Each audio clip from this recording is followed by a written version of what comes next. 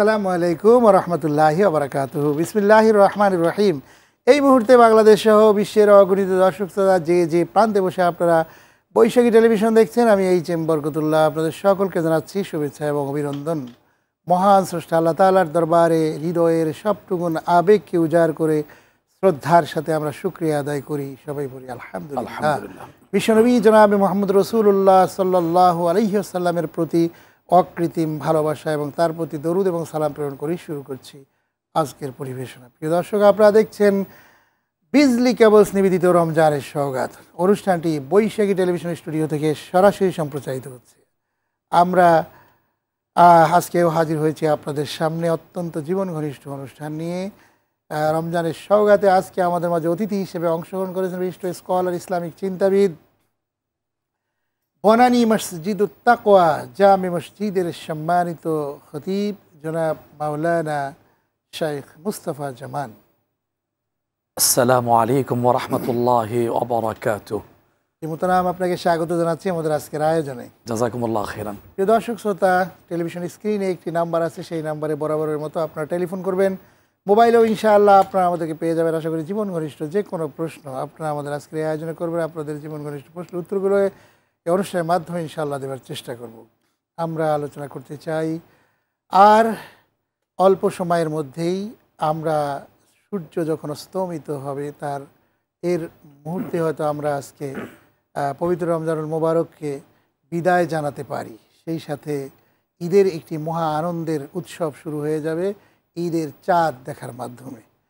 আল্লাহ রাব্বুল আলামিন আমাদের এই জায়গাটাকে, এই আনন্দ উৎসবটাকে কবুল করুন এবং আমরা সবাই তাকাব্বালাল্লাহু মিন্না ওয়া মিনকুম সালিহাল আমাল, সকলের ইবাদতগুলোকে কবুল করুক, সকলের তারাবিগুলোকে মঞ্জুর করুক।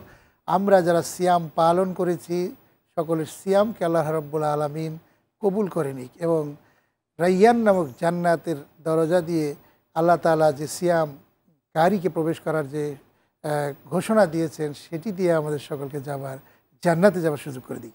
একজন দর্শক লাইনে আসছেন, আমরা ফোন নিয়ে আমরা শাইখের কাছে চলে যাব। জি, আসসালামু আলাইকুম ওয়া রাহমাতুল্লাহ। জি, কে বলছেন, কোথা থেকে, নামটি বলে প্রশ্ন করুন। হুজুর, আমি আব্দুল সালাম বলছিলাম। অনেক ধন্যবাদ ভাই আব্দুল সালাম। জি হুজুর, আপনাকে অশেষ ধন্যবাদ।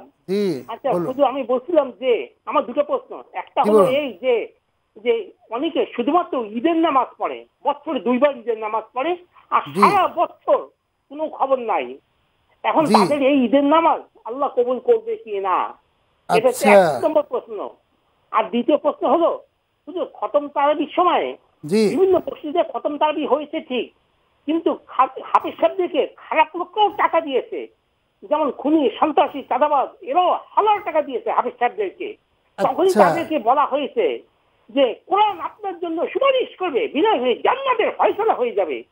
হুজুর, এই কথা শুনে তাদের মনে আরো পাপ কাজ করার সাহস বেড়ে যায়।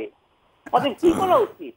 অনেক ধন্যবাদ ভাই আব্দুল সালাম। আপনি একজন অনেক পরিচিত মানুষ, অনেকবার লাইভে ফোন করেন, প্রশ্ন করেন, আপনাকে ধন্যবাদ জানাচ্ছি। আপনার গুরুত্বপূর্ণ বিষয়টি আমরা ডিসকাশনে চলে যাই, আলোচনায়। জি মোহতারাম, আপনি যদি শুরু করেন আমাদের ভাই আব্দুল সালামের প্রশ্নের উত্তর দিয়ে। জি, বিসমিল্লাহ ওয়াসসালাতু ওয়াসসালামু আলা রাসূলিল্লাহ ওয়া আলা আলিহি ওয়া সাহবিহি ওয়া মান ওয়ালা। তার আগে হৃদয়ের গহীন থেকে আল্লাহ তাআলার একান্ত অনুগ্রহের শুকরিয়া আদায় করে বলছি আলহামদুলিল্লাহ। দীর্ঘ একটি মাস সিয়াম সাধনা পালন করা তৌফিক দিয়েছেন। আল্লাহর তৌফিকে যতটুকু সম্ভব গুনাহ থেকে বিরত থেকে সন্তুষ্টি অর্জন করার সর্বোচ্চ চেষ্টা করা হয়েছে। আমাদের আমলের দিকে না তাকিয়ে রহমান রহিম, দয়ার সাগর, সে মহান সত্তা আল্লাহ তাআলার কাছে বিনীত কণ্ঠে আরজি পেশ করছি, আল্লাহ যেন আমাদের এই শ্রমটুকু, চেষ্টাটুকু, মেহনতটুকু কবুল করেন, আমিন। ক্ষমাপ্রাপ্তদের মধ্যে সামিল করে নেয় এই আরজি আল্লাহ তাআলার কাছে।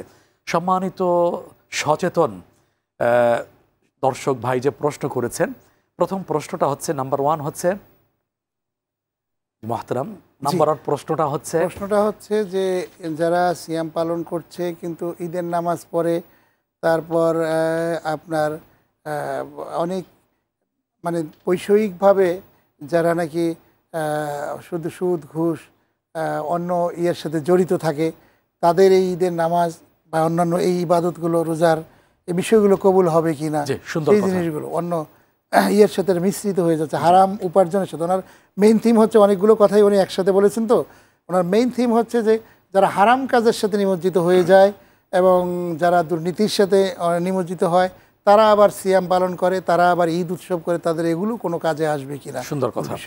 একটা প্রথম কমন হাদিস যেটা 12 মাসের জন্য, সারা জীবনের জন্য, সেটা হলো রাসূলুল্লাহ সাল্লাল্লাহু আলাইহি ওয়াসাল্লাম বলেছেন, ইন্নাল্লাহা তাইয়্যিব লা ইয়াকবালু ইল্লা তাইয়্যিব। আল্লাহ পবিত্র, অর্থাৎ হালালটা গ্রহণ করেন, হারামটা তিনি গ্রহণ করেন না।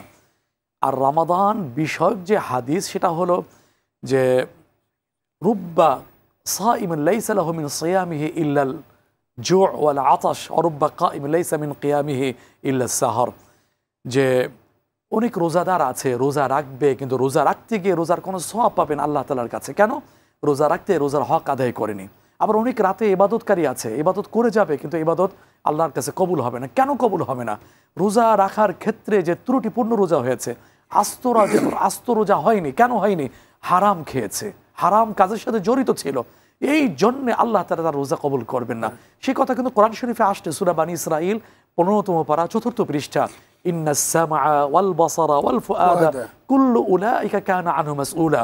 যে রোজা রাখতে গিয়ে, ইবাদত বন্দিকে করতে গিয়ে, ইবাদতও করছে, আমলও করে যাচ্ছে নিষ্ঠার সাথে, আবার ওই দিক থেকে সে গুনাহ করে যাচ্ছে, হারামের সাথে জড়িয়ে নিয়েছে, পেশা বানিয়ে নিয়েছে, তাহলে ওই ইবাদত, ওই রোজা, ওই কিয়াম, এগুলো কোনোটাই কবুল হবে না। এবং সে যা শুনছে, ইন্নাস সামআ ওয়াল বাসারা ওয়াল ফুআদা, সে যা শুনছে, দেখছে এবং সে যা উপভোগ করছে, এগুলো ম্যাক্সিমাম হারামের সাথে জড়িত।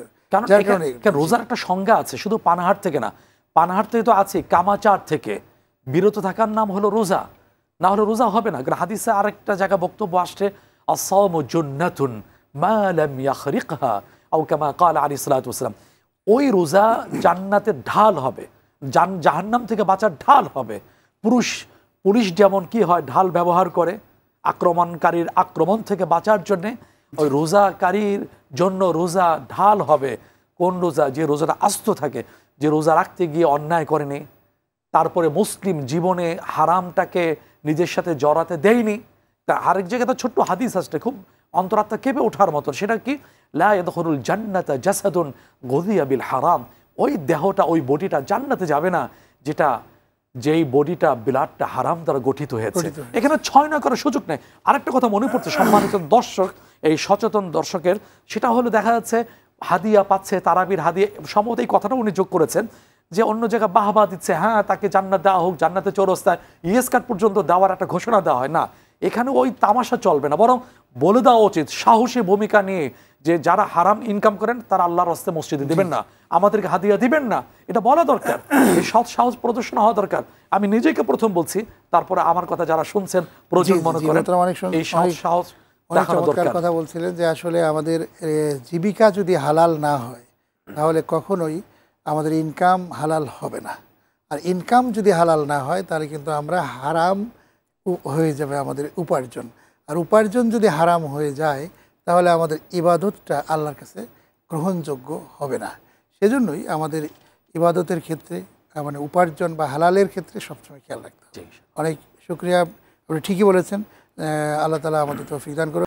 আমরা অত্যন্ত জীবন ঘনিষ্ঠ বিষয় নিয়ে আলোকপাত করছিলাম, আবারও চলে যাচ্ছে সেই দিকে। জি মোহতারাম, আসলে আমাদের আজকের দিনটা এবং সব মিলে আমাদের শেষ সিয়াম আমাদের হওয়ার সম্ভাবনা অনেক বেশি।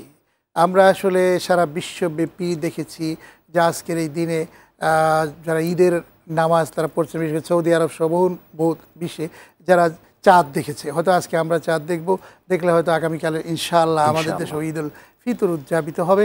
আমরা সব মিলে এই যে ঈদ উল ফিতর উদযাপন করতে যাচ্ছি, আমাদের জন্য কিন্তু আল্লাহ রাব্বুল আলামিন একটা আনন্দের অপার দুয়ার খুলে দিয়েছেন। এবং আমরা ইফতারের মাধ্যমে আমরা কিন্তু প্রতিদিন আনন্দ করেছি, এবং কোরআন নাজিলের মাধ্যমে কিন্তু আল্লাহ বলছেন ফাবিমা রাহমাতিম মিনাল্লাহ, বলেছেন তোমাদের উপরে কোরআন নাজিল হয়েছে, তোমরা এখন আনন্দ করো বলা হয়েছে। এই যে কোরআন আমাদের মাঝে এসেছে, এবং এই কোরআনের কারণেই কিন্তু আমরা আজকে মর্যাদাবান হয়েছে। কোরআনের কারণে সব কিছুর মর্যাদা আল্লাহ রাব্বুল আলামিন বাড়িয়ে দিয়েছে। এই রমজান মাসের গুরুত্ব বেড়ে গিয়েছে, সব কিছুর গুরুত্ব। এই গুরুত্বের মাঝখানে যে ঈদের একটি আনন্দ উৎসব আমরা পালন করব, সেখানে আমরা আবেগ এবং বিবেক, এই দুটো জিনিসকে কিন্তু আমাদের পাশাপাশি রাখতে হবে। আমাদের আবেগ যখন বিষয় খুঁজে পায়, তখন কিন্তু আমরা বিবেককে আমরা হারিয়ে ফেলি অনেক সময়। এজন্য বিবেকের দংশনে আমরা যেন দংশিত না হয়ে অন্য অপসাংস্কৃতিক বেড়াজালে নিমজ্জিত না হই। এজন্য আমাদের কি করা প্রয়োজন আপনি যদি বলেন। জি ইনশাআল্লাহ, সুন্দর আপনি বলেছেন। সেটা হলো এই ঈদটা আমাদের ইমানি ভ্রাতৃত্বের বন্ধনে আবদ্ধ হতে হবে। এটা হলো মাহে রমাদানের বা ঈদের বড় একটা শিক্ষা। আমাদের ঈদ আর অন্যদের ঈদ এক সমান নয়। লিকুল্লি কওমিন ঈদিন লিকুল্লি কওমিন ঈদুন ওয়া হাযা ঈদুনা। রাসূলুল্লাহ সাল্লাল্লাহু আলাইহি ওয়াসাল্লাম বলেছেন প্রত্যেকটা জাতির সম্প্রদায়ের ঈদ আছে, আনন্দ উৎসব আছে, তবে এটা আমাদের প্রত্যেকটা আলাদা আলাদা আছে। তাদেরটা হলো দুনিয়া কেন্দ্রিক। আল্লাহ তাআলা কোরআন শরীফে বলছেন 13তম পারা 12তম পৃষ্ঠা শেষ আয়াতে, ফারিহু বিল হায়াতিদ দুনিয়া, দুনিয়ার জীবন নিয়ে তারা সন্তুষ্ট হয়েছে। আর দুনিয়ার জীবনটা কি? একবারে হাকিকত মা হিয়া তুলে ধরেছেন, ওয়ামাল হায়াতুদ দুনিয়া ইল্লা মাতাউল গুরুর। দুনিয়ার জীবনটা, পার্থিব জীবনটা ছলনা ছাড়া আর কিছুই নয়। আর আমাদের ঈদ হলো ইসলাম কেন্দ্রিক, আখিরাত কেন্দ্রিক। সেই কথাটি আপনি সুন্দর করে বলেছেন। 11তম পারা 14তম পৃষ্ঠা আসছে, কুল বিফদলিল্লাহি ওয়া বিরহমাতিহি ফাবিযালিকা ফালইফরাহু। এখানে দুটো শব্দ আসছে, ফদলুল্লাহ আর রহমাতুল্লাহ। এই ফদলুল্লাহ অর্থ হলো ইসলাম, রহমাতুল্লাহ হলো কোরআন। অর্থাৎ মানুষ যেন আনন্দিত করে, আনন্দ প্রকাশ করে। কোরআন, আমি যে মুসলিম, আমি কি আনন্দিত নয়? প্রিয় দর্শক, আপনি কি এই বিষয়টা বিশ্বাস করেন না যে আল্লাহ তাআলা আমাকে 800 কোটি মুসলমানদের মধ্য থেকে, মানুষের মধ্য থেকে আমাকে মুসলমান বানিয়েছেন? এটা কি আপনি গর্বিত না? কোনো হীনমন্যতা আছে? নিশ্চয়ই থাকার কথা না। এই বিষয়ের উপর আমি আনন্দিত যে আল্লাহ আমি মুসলিম। এরপর আনন্দিত হওয়ার বিষয় হচ্ছে কোরআন আমি পেয়েছি, আল্লাহ তাআলা আমাকে দিয়েছেন। এই যে দুনিয়া কেন্দ্রিক নয়, ইসলাম কেন্দ্রিক আখিরাত কিন্তু আনন্দিত হওয়া লাগবে, আনন্দ প্রকাশ করা লাগবে। এর বাহিরে যদি আমি চলে যাই অন্যদের মতন দুনিয়া কেন্দ্রিক, সেই ড্যাক্সেট বাজিয়ে আনন্দ করা, তারপরে মদ পান করে আনন্দ জাহির করা, উৎসব পালন করা, গুনাহ করে বেপর্দা জাহির করা, এইভাবে করলে আনন্দ থাকলো না, ঈদ হলো না, ইবাদত হলো না। এর মাধ্যমে ইবলিস খুশি হয়ে গেল। কিন্তু একটা মাস তো সে বেঁধে তাকে রাখা হয়েছিল, এখন সে সর্বশক্তি নিয়োগ করবে এক মাসের অর্জনটা কীভাবে নস্যাৎ করে দেওয়া যায়। এই যে ঈদের রাতে, আজকের রাতে যদি চাঁদ উঠে যায়, দেখা যাবে এই একটা মাস সংযমী ছিলেন, কিন্তু ওই রাতের বেলায় সব বিসর্জন হয়ে গেল। তো এটা তো কাম্য নয়, এটা বুদ্ধিমানের কাজ নয়। সুতরাং এই রাতটাও ইবাদতের, সংযমের, পুরস্কার গ্রহণের। আর আগামীকাল ঈদ আল্লাহ যদি দান করেন, সেক্ষেত্রেও সালাত আদায়ের মাধ্যমে, সিজদা দেওয়ার মধ্য দিয়ে আনন্দ প্রকাশ করা, শুকরিয়া আদায় করা। আমাদের এই পার্থিব জীবনে আমরা লক্ষ্য করতে পারি, আমরা যদিও আনন্দ করি, আনন্দের পাশাপাশি কিন্তু বেদনাও আছে। আমাদের ভুলে গেলে চলবে না, পার্শ্ববর্তী দেশ মিয়ানমারের ভয়াবহ অবস্থার সৃষ্টি হয়েছে। সেখানে ঈদের নামাজে তারা কিন্তু আর হয়তো ভাগ্যে আর নসিবে নাই। গাজা অনেকেই, গাজা তো হচ্ছে নির্মমতার একটা অন্যতম দৃশ্য। সেটা তো হচ্ছে একটা মানুষরূপী যারা পাষণ্ড, তারাই সেখানে নির্যাতন করছে মুসলমানদের উপরে। এটার জন্য আমরা তো ধিক্কার জানাই। সেখানে ঘাস খেয়ে মানুষেরা হয়তো ঈদ যাপন করতেছে। সে কঠিন নির্মমতার বিরুদ্ধে আমরা আজকের এই সারা মাস সিয়াম সাধনার মাধ্যমে তাদেরকে ধিক্কার জানাই, যারা ইসরায়েলি পাষণ্ডরা, যারা ইয়াহুদিরা মুসলমানদের উপরে চরমভাবে নির্মমভাবে নির্যাতন করে, নিষ্ঠিম, যারা পাখির বাচ্চার মতো বাচ্চাদেরকে মারতেছে। খুব কঠিন হতাশা লাগে তাদের এই দৃষ্টিভঙ্গিগুলো দেখলে। আল্লাহ রাব্বুল আলামিন যেন তাদেরকে কবুল করেন, সেজন্য আমরা দোয়া করব। সেই সাথে মিয়ানমারে যে ঘটনা ঘটছে, সেটা হচ্ছে একটা বিপদ এবং একটা আপদ, মুসিবত আল্লাহর পক্ষ থেকে কোরআনে আছে। আপনি যদি সেই আলোকে বলেন যে আমাদেরকে কিন্তু সতর্ক হতে হবে, আমাদেরকে কিন্তু আল্লাহ তাআলা ঘোষণা দিয়েছেন যে জহর আল ফাসাদু ফিল বাররি ওয়াল বাহরি বিমা কাসাবাত আইদিন নাস। জলে এবং স্থলে যতগুলো বিপদ আসে, সেই বিপদগুলো কিন্তু মানুষের হাতের কামাই করা, তৈরি করা। সুতরাং আজকে যে মিয়ানমারের ঘটনা, সেগুলো বলতে হবে যে হয়তোবা আল্লাহ তাআলা বিপর্যয় দিচ্ছেন। আমাদের বাংলাদেশেও কিন্তু বিপর্যয় আসতে পারে। আমরা যেই টাইমে হয়তো ঈদের আনন্দ করব, বা তারপরে বা তার আগে কোন সময় যে চলে আসবে, করোনার মতো এরকম মহামারী চলে এসেছিল, এখন আবারও যদি অন্য কিছু চলে আসে, সেটা কিন্তু আমাদের জন্য চরম বিপদের বিষয়। এই বিপদ থেকে আমরা কিভাবে রক্ষা পেতে পারি মুসলিম উম্মাহ বা আমরা, সেজন্য কিন্তু আমাদের কিছু কথা বলা দরকার। যদি আপনি বলেন। প্রথম কথা হচ্ছে মহতারাম, যার কথা আমরা বলছি শুনছি, তিনি হলেন রহমান রহিম। রহমতটাকে 100 ভাগ করে 99 ভাগ নিজের কাছে রেখে দিয়েছেন, মাত্র 1 ভাগ গোটা মাখলুক সৃষ্টির মাঝে বিতরণ করেছেন। তার অর্থ কি? তার অর্থ হচ্ছে এই আদরের, মায়ার, দয়ার সৃষ্টি মানুষকে চান না তিনি জাহান্নামের আগুনে জ্বালাতে। সেই জন্য কি চান? যাতে আমরা যেন ইস্তেগফারের মধ্যে থাকি, গুনাহমুক্ত জীবনযাপন করি, ঈমান ও তাকওয়া ভিত্তিক জীবনযাপন করি। আল্লাহ তাআলা সেই কথাই বলেছেন। তারপরে যখন আমরা গুনায় চলে যাই, আল্লাহকে আমরা বাধ্য করে আমাদেরকে আযাব দেওয়ার জন্য। এটা প্রতিশোধ না, কেন? যাতে ফিরে আসে। ওই আয়াত শেষেই আসছে সূরা রুম 21তম পারা, লিইউযীকাহুম বা'দাল্লাযী আমিলু লাআল্লাহুম ইয়ারজিউন। সামান্য একটু শাস্তি দেন, করোনার সময় দিয়েছেন না, সামান্য শাস্তি দেন যাতে আমরা ফিরে আসি। তারপর আপনি দেখুন আরেক জায়গায় আসছে আল্লাহ সুবহানাহু ওয়া তাআলা বলছেন, ওয়ামা কানাল্লাহু মুআযযিবাহুম ওয়া হুম ইস্তাগফিরুন। একটা ভূখণ্ডের একটা অঞ্চলের সংখ্যাগরিষ্ঠ মানুষ যদি ইস্তিগফার করে, ক্ষমা চায়, গুনাহ থেকে বেঁচে থাকে, সেটার রূপরেখা কি? সেটাও আরেক জায়গায় আসলে সূরা আরাফ 9ম পারা 2তম পৃষ্ঠায়, ওয়ালাউ আন্না আহলাল কুরা আমানু ওয়াত্তাকাউ লাফাতাহনা আলাইহিম বারাকাতিন মিনাস সামাই ওয়াল আরদ।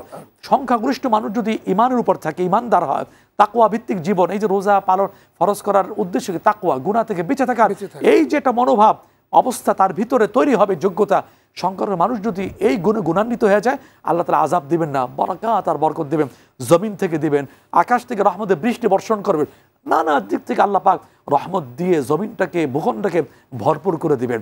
এটাই হলো আমাদের করণীয়। পাশাপাশি আরেকটা কথা না বললেই নয়, পাশে হয়েছে এখানে তৃপ্তি ঢেকুর তোলার কোনো সুযোগ নেই, এটা আমাদের জন্য ওয়ার্নিং। ওই যে একটা কথা আছে, ভাই তুমি বিষণ্ণ কেন, চিন্তাগ্রস্ত কেন, মারা গেছে পাশের বাড়ি, তুমি কেন টেনশনে আছো? শোনো, টেনশনে আছি কি কারণে? বাড়ি তো আমার বাড়ি, কেউ মারা যায়নি, পাশের বাড়ি মারা গিয়েছে। টেনশন তো এখানে না, টেনশন হলো আরেক জায়গায়। সেটা কি? আজরাইল তো আমার বাড়ি চেনে গেল। যদিও একটা রসিকতা, কিন্তু শিক্ষা আছে, লেসন আছে। আমার পাশে একবারই কাছে মিয়ানমারে এই যে 7.7 মাত্রার ভূমিকম্প হইলো, কি মানে ছোটখাটো কেয়ামত হয়ে গেল। আজকের নিউজ হলো সেটা 10,000, কিন্তু যারা মাটির নিচে, বিল্ডিং এর নিচে ধসে পড়ে আছে, সেটার কি জরিপে আসবে? আসবে না। আমাদের তো কিছু কিছু অঞ্চলে এই ভূমিকম্প অনুভূত হয়েছে। ভূতত্ত্ববিদরা বারবার আমাদেরকে ওয়ার্নিং দিচ্ছেন। আসমানি ওয়ার্নিংটা কি? আসমানি ওয়ার্নিং হলো ইস্তাগফিরু রাব্বাকুম ইন্নাহু কানা গফফারা ওয়া মা কানা আল্লাহু মুআযযিবাহুম ওয়া হুম ইস্তাগফিরুন। আপনি ঠিকই বলেছেন যে আসলে আমাদের আর কিছু করণীয় হয়তো থাকবে না। আমরা যতই এটা নিয়ন্ত্রণ করতে চাই, নিয়ন্ত্রণ করা কোনোদিনও সম্ভব না। আল্লাহর কাছেই ছেড়ে দিতে হবে, আস্তাগফিরুল্লাহ করতে হবে, তওবা করতে হবে, আল্লাহ তাআলা আমাদেরকে রক্ষা করবেন ইনশাআল্লাহ। সাবধানতাও করতে হবে। আমরা যে ঈদ উল ফিতর নিয়ে আমরা কথা বলছিলাম, যে ঈদ উল ফিতরটা আল্লাহ রাব্বুল আলামিন আমাদের জন্য দিয়েছেন একটা অন্যতম আনন্দ উৎসবের দিন। এই আনন্দ উৎসবকে ঘিরে আমরা যে পবিত্র ঈদ পালন করতে যাচ্ছি, সেই ঈদটাকে কেন্দ্র করে আমরা যেন অতি বাড়াবাড়ি না করি এবং আমরা আবার অতি ছাড়াছাড়িও না করি, সেভাবে যেন আমরা ঈদের উৎসবটা পালন করতে পারি। সে ব্যাপারে আসলে কি করণীয়, সে বিষয়ে সুন্দর কথা হলো, আল্লাহ তো জালেম না, উনি রহমান রহিম। একটা মাস আমাদের দিয়ে তিনি রোজা পালন করে নিয়েছেন, এটা তার কোনো উপকার আছে? নিশ্চয়ই না, এটা আমাদের উপকার। আল্লাহ সেই কথাই বলছেন সূরা জাথিয়া 25তম পারা 18তম পৃষ্ঠা, মানে আমিলা সালিহান ফালিনাফসি, আমাদেরই উপকার। এখন একটা মাস আমরা দীর্ঘ সিয়াম সাধনা পালন করলাম, এর জন্য আনন্দের ব্যবস্থা রাখলাম। আপনি দেখুন আবার 2.5 মাস পরে আবার একটা বড় ইবাদত হজ, এটার পর একটা আনন্দের ব্যবস্থা রাখছেন, সেটাকে ঈদুল আযহা। আর এখানে হলো শাওয়ালের 1ম তারিখ ঈদুল ফিতর। এখন আমাদের যেটা করণীয় সেটা হলো যে ঈদুল ফিতর, ঈদ যেন, আনন্দটা যেন ইসলামের গণ্ডির মধ্যে থাকে। এটা যদি আমি রাখতে পারি তাহলে কি হবে?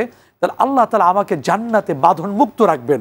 আর এইখানে যদি আমি বাঁধন মুক্ত থেকে উদযাপন করি, তাহলে ওই দিন আমাকে জাহান্নামের 70 গজ শিকল দিয়ে বেঁধে রাখবেন। সেই দিনের কথাই কোরআন শরীফে আসছে, সূরা হামিম আস-সাজদা 24তম পারা 19তম পৃষ্ঠা, ওয়ালাকুম ফিহা মা তাশতাহি আনফুসুকুম ওয়ালাকুম ফিহা মা তাদউন।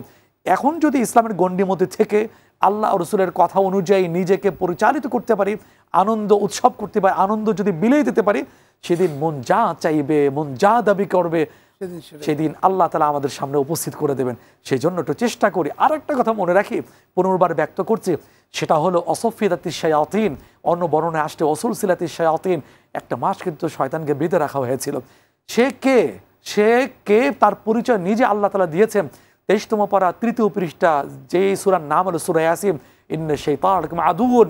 তারপর সূরা ফাতির 22তম পারা আসছে, ইন্না শাইতানা লাকুম আদুউন ফাত্তাখিযু আদুওয়া। শয়তান কিন্তু আমাদের প্রকাশ্য শত্রু। 1 মাস আমাদেরকে ধোঁকা দিতে পারিনি, বিপদগামী করতে পারিনি। এখন সে সারা পেয়ে ঈদের চাঁদ যখন উদিত হবে, সর্বশক্তি নিয়োগ করবে আমাদেরকে বিপদগামী করার জন্য, 1 মাসের অর্জনটাকে নস্যাৎ করে দেওয়ার জন্য। সুতরাং আমাকে আপনাকে সাবধান থাকতে হবে। সুতরাং শয়তানের ফর্মুলা অনুযায়ী তার ইচ্ছা পূরণ করা যাবে না। এই জন্য এক কথায় স্লোগান হিসেবে আমাকে, মুসলিমকে, সিয়াম পালনকারীকে নিতে হবে, শয়তান আমাদের প্রকাশ্য শত্রু হিসেবে গ্রহণ করি। তাহলে তাকে এড়িয়ে চলা আমার জন্য অনেকটা সহায়ক হবে ইনশাআল্লাহ। ঠিকই বলেছেন যে তারপরে ঈদের মধ্যে আমরা তো একেবারেই নিরামিষ ভাবে আমরা থাকবো না, আমরা ঈদের আনন্দ করব।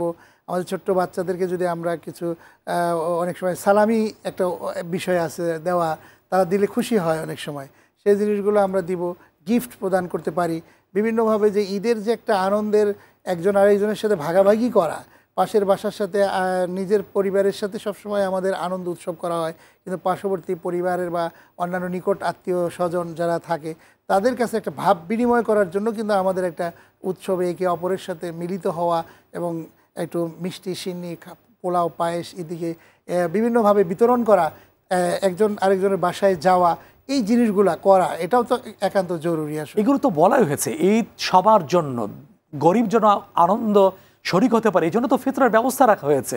তারপরে ঈদের নামাজের ওই দিন কোনো ইশরাকে নামাজ নেই, কোনো চাশতের নামাজ নেই, না মসজিদে না বাসায়। কেন? ওই 2 রাকাত নামাজ পড়ে আনন্দ প্রকাশ করা। তারপর একটা মাসআলা হচ্ছে ঈদের দিন গুমরা মুখে থাকা, বিষণ্ণ মুখে থাকা, এটা হবে একবারে গুনার কাজ। ওই দিন আনন্দ প্রকাশ করা এটা মুস্তাহাব, এটা সওয়াবের কাজ, সুন্নতের কাজ। তারপরে আপনি যে টাকার কথা বলছেন এটা হতেই পারে, এটা কোনো নিষেধ না। তারপরে খাবার বিতরণ করা, আপনি দেখুন না ঈদের দিন একটা সুন্নত কি, এক রাস্তা দিয়ে যাওয়া আর এক রাস্তা দিয়ে আসা। হিকমতটা কি, রহস্যটা কি? রহস্য হলো যেন খোঁজখবর নেওয়া যায়, মত বিনিময় করা যায়, আনন্দ প্রকাশ করা যায়। আর ইসলামের আনন্দ প্রকাশের আরেকটা শব্দ আসে, আসমানি শব্দ, অলিতুকাব্বিরুল্লাহ আলা মা হাদাকুম ওয়া লাআল্লাকুম তাশকুরুন। সূরা বাকারা 2 পারা 7 পৃষ্ঠা আসে, তাকবীর বলবো, আল্লাহু আকবার, আল্লাহু আকবার, লা ইলাহা ইল্লাল্লাহ, আল্লাহু আকবার, আল্লাহু আকবার ওয়ালিল্লাহিল হামদ। এটা বলবো, শোনাবো, এটাই তো জানান দেওয়ার মধ্য দিয়েই তো ঈদের আনন্দ প্রকাশ করা। সুতরাং একবারে রসকসহীন নয়, বিনোদন নাই এমন নয়, আছে, এটা প্রশস্ততা আছে, কিন্তু এর মধ্যে অশ্লীলতা থাকবে না, অন্যকে কষ্ট দেওয়ার কোনো উপাদান থাকবে না। এটা হলো বিবেচ্য বিষয়।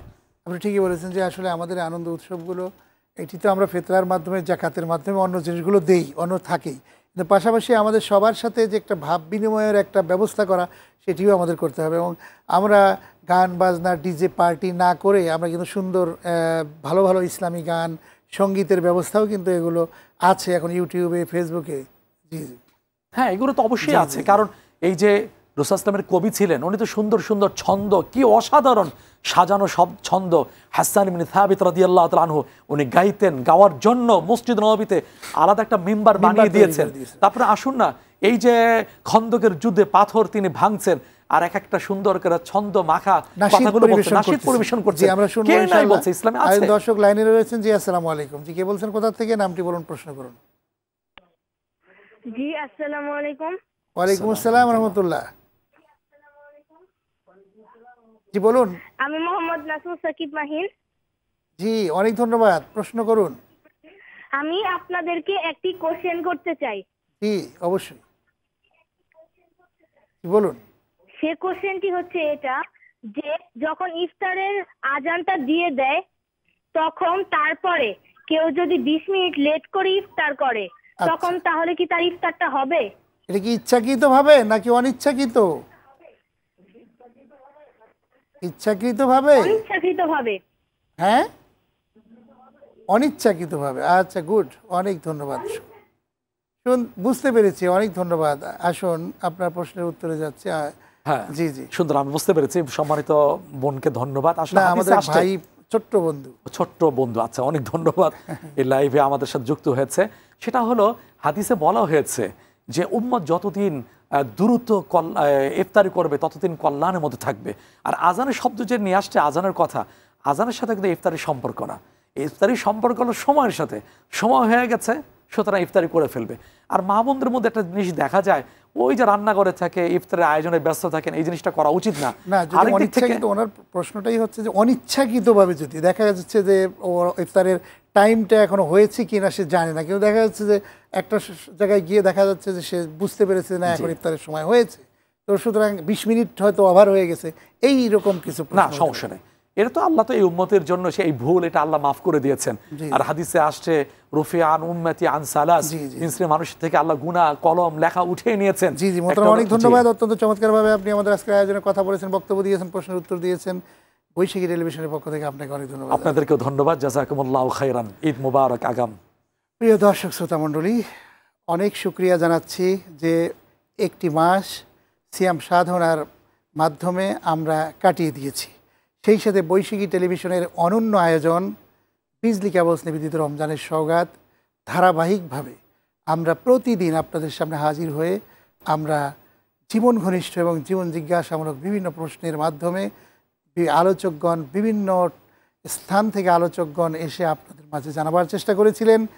একটাই উদ্দেশ্য ছিল যে আল্লাহ রাব্বুল আলামিন তিনি আমাদেরকে দায়িত্ব এবং কর্তব্য দিয়েছেন, সেই দায়িত্বগুলো কি কি এটি আমাদেরকে ভালো করে জানতে হবে, বুঝতে হবে এবং সেই অনুযায়ী আমাদেরকে কাজ করতে হবে। সারাটি মাস আমি এইচ.এম. বরকতুল্লাহ আপনাদের পাশে ছিলাম। সেই সাথে স্কলারগণ অনেক কথাই বলেছেন, আমিও অনেক কথা বলেছি। ভুল ভ্রান্তি হতে পারে অনেক কিছুই, যদি হয়ে যায় করজোরে মিনতি করছি আল্লাহর কাছে আল্লাহর কাছে ক্ষমা চাচ্ছি। সেই সাথে আপনারাও ক্ষমা সুন্দর দৃষ্টিতে দেখবেন। সেই সাথে এই আয়োজনটি বৈশাখী টেলিভিশন করছে প্রায় দীর্ঘ বছর ব্যাপী, প্রায় আজকে আমার 2007 সাল থেকে শুরু করে ধারাবাহিকভাবে আয়োজন চলছে আলহামদুলিল্লাহ। বৈশাখী টেলিভিশনের জন্য আপনারা সবাই দোয়া করবেন যাতে করে আল্লাহ রাব্বুল আলামিন এই আয়োজনকে, আমাদের এই অনন্য আয়োজন সারা বছর ব্যাপী আল্লাহ রাব্বুল আলামিন চালানোর সুযোগ দেন এবং চলতে থাকে আমরণ। এবং আপনাদের সকলের জন্যই আমরা দোয়া করছি, একে অপরের জন্য আমরা দোয়া করব যাতে আল্লাহ রাব্বুল আলামিন আমাদের সবাইকে কবুল করে এবং ঈদের যে একটা মহা উৎসব আসছে সবাইকে ঈদের আনন্দের জন্য ঈদ মোবারক তো বলবই, সেই সাথে একটি দোয়া আছে, তাকাব্বালাল্লাহু মিন্না ওয়া মিনকুম সালিহাল আমাল। আল্লাহ রাব্বুল আলামিন আপনাদের সকল কিছুকে কবুল করুক, আপনাদের ভালো আমলগুলোকে কবুল করুক। সেই সাথে বৈশাখী টেলিভিশন সহ সকল দর্শক শ্রোতা, সকল মুসলমান, সারা বিশ্বের সকল মানুষকে আল্লাহ তাআলা কবুল করুক। সেই প্রত্যাশায় বিজলি কেবলস নিবেদিত রমজানের সওগাত শেষ করছি। আপনারা সবাই ভালো থাকুন, সুস্থ থাকুন। আল্লাহ হাফেজ। আসসালামু আলাইকুম ওয়া রাহমাতুল্লাহি ওয়া বারাকাতুহু। ঈদ মুবারক। তাকাব্বালাল্লাহু মিন্না ওয়া মিনকুম সালিহাল